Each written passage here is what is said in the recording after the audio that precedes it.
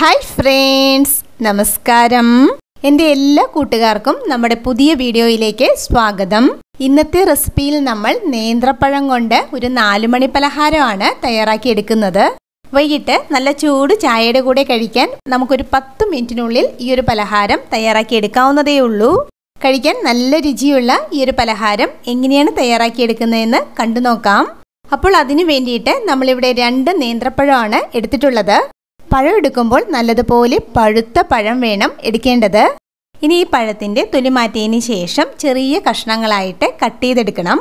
ഇവിടെ ഇപ്പോൾ പഴം കട്ട് ചെയ്തെടുത്തിട്ടുണ്ട്. ഇനി നമുക്കിതൊരു മിക്സിയുടെ ജാറിലേക്ക് ഇട്ട് കൊടുത്ത് നല്ലതുപോലെ ഒന്ന് അരച്ചെടുക്കണം.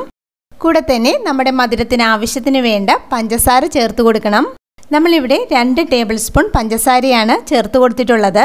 ഈ ഒരു അളവിൽ പഞ്ചസാര ചേർത്ത് കൊടുക്കുമ്പോൾ നമ്മുടെ പലഹാരത്തിന് ഒരു മീഡിയം മധുരമാണ് ഉള്ളത്. നമ്മൾ എടുക്കുന്ന പഴത്തിൻ്റെ മധുരം അനുസരിച്ചിട്ട് പഞ്ചസാര ചേർത്ത് കൊടുത്താൽ മതി.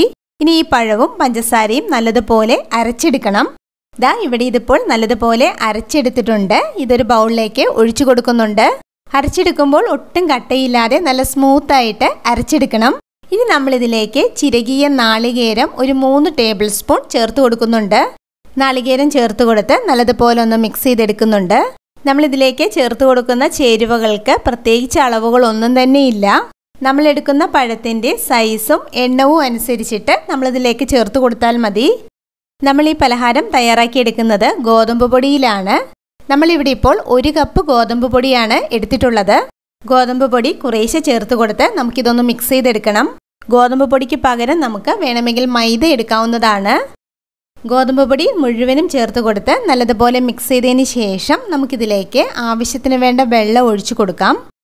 വെള്ളം ഒഴിച്ചു കൊടുക്കുമ്പോൾ കുറേശ്ശെ വെള്ളം ഒഴിച്ചു കൊടുത്ത് മിക്സ് ചെയ്തെടുക്കാവൂ.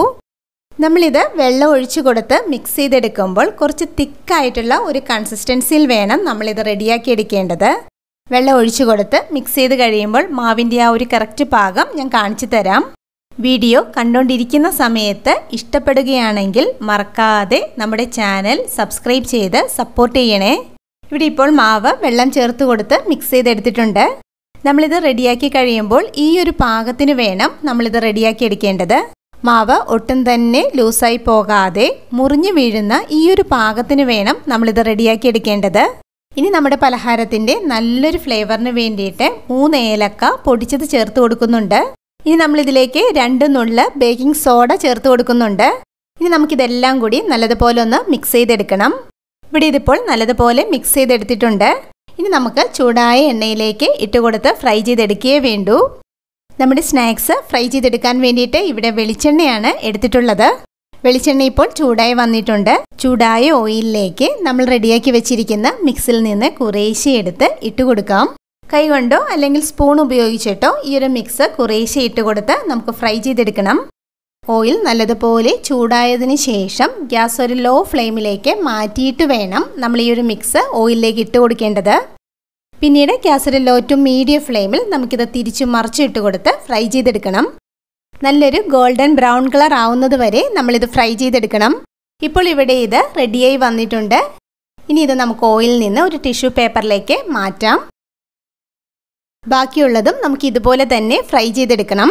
നമ്മുടെ കയ്യിലുള്ള പഴമൊക്കെ കറുത്തു പോകുമ്പോൾ കഴിക്കാൻ മടിയാണെങ്കിൽ നമുക്ക് ഇതുപോലെ 4 മണി പലഹാരം റെഡിയാക്കി എടുക്കാവുന്നതേ ഉള്ളൂ. അപ്പോൾ ഇത്രയേ ഉള്ളൂ. വളരെ എളുപ്പത്തിൽ നമുക്ക് തയ്യാറാക്കി എടുക്കാൻ കഴിയുന്ന നല്ല രുചിയുള്ള ഒരു 4 മണി പലഹാരമാണിത്. ഈ ഒരു 4 മണി പലഹാരം എല്ലാവരും ഇതുപോലെ തയ്യാറാക്കി നോക്കണം. ഉറപ്പായിട്ടും എല്ലാവർക്കും ഇഷ്ടമാകും.